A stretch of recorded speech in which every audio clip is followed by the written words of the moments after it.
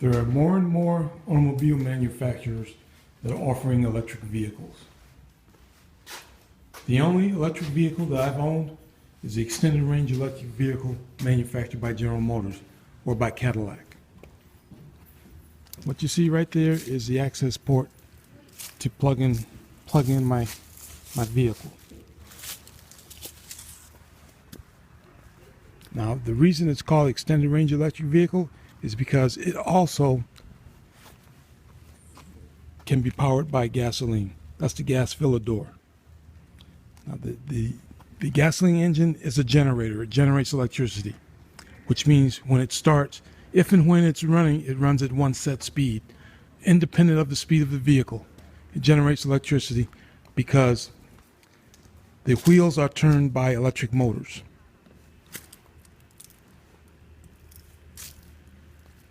And more manufacturers are turning to electric vehicles.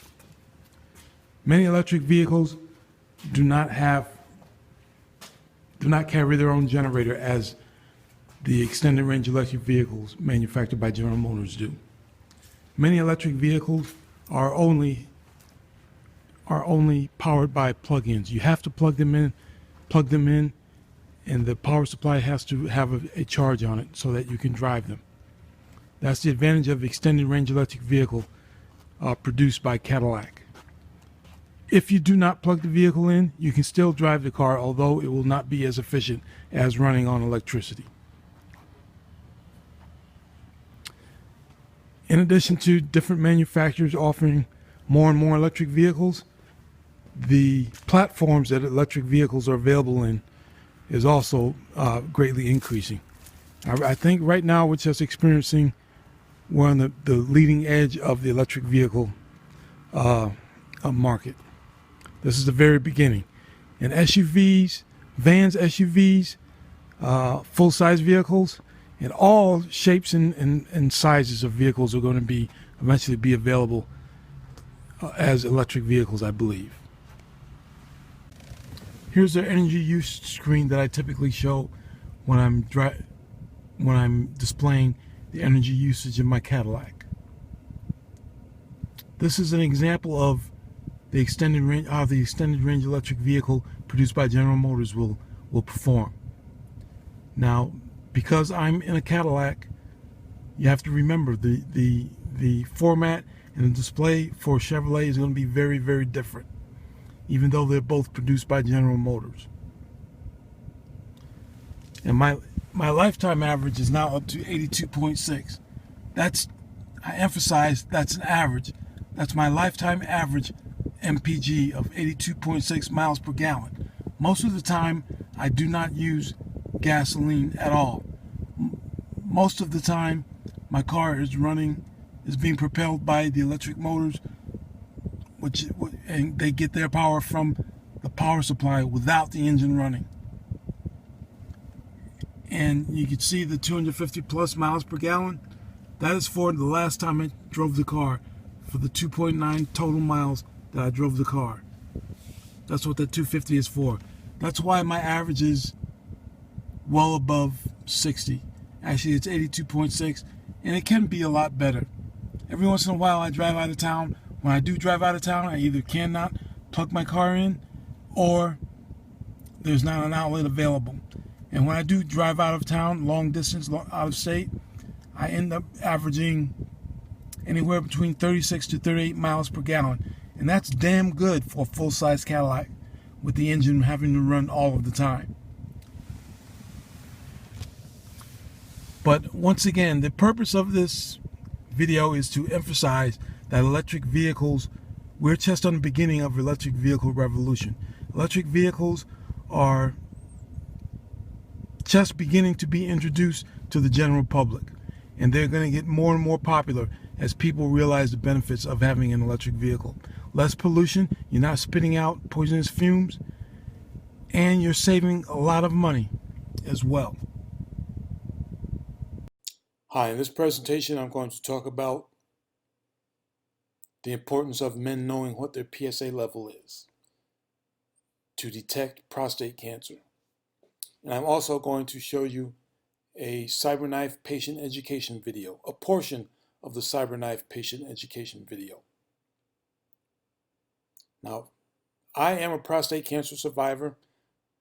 My doctor, Dr. David Scott Moss, detected the possibility that I may have prostate cancer by reviewing my PSA score, and he saw that over a period of 36 months, my PSA level had risen dramatically, and he strongly urged me to have it checked out.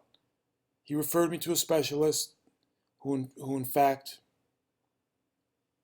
determined via biopsy that I did have prostate cancer. I searched for an alternative after hearing of stories of the side effects of the surgery. I searched desperately for an alternative, and I found the CyberKnife. What I'm going to show you now is a portion of the CyberKnife patient education video.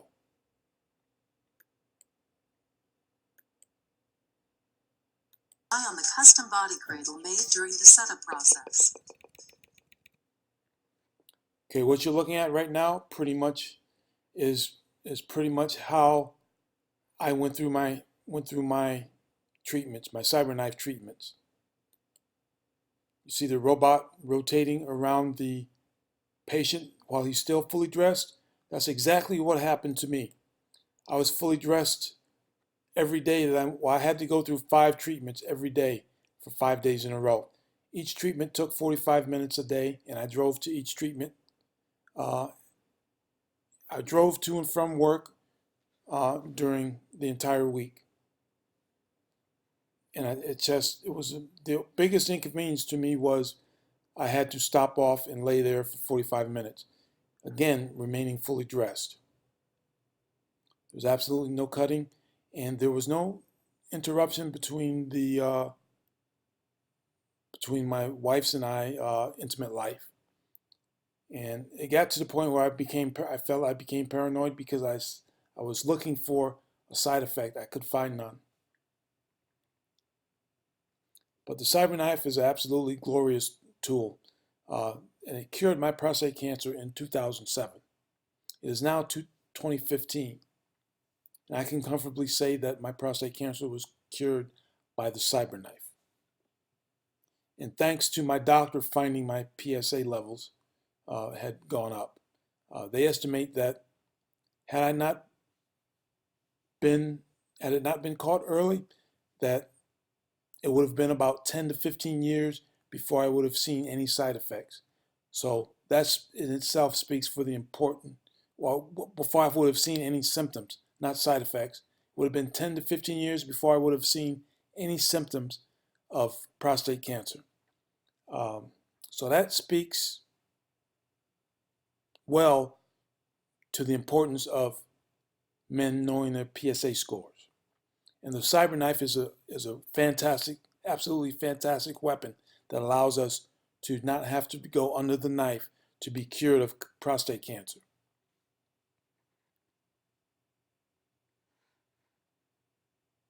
Now I'm going to show you what my overall lifetime average is on my 2014 ELR. As you can see from this screenshot, I drove 20.8 miles total today. And my lifetime average of MPG on my car is now 82.8 miles per gallon. Now I emphasize, I do not use gasoline all of the time while I'm driving. Most of the time, my car is running from electricity that is stored in the power supply, not the electricity that is generated by the generator, which is the onboard engine. The onboard engine is a generator, generates electricity for the wheels, the electric motors that drive the wheels when I need to use it. Most of the time, I just use electricity that's coming from the power supply, from when the car was plugged in and being charged.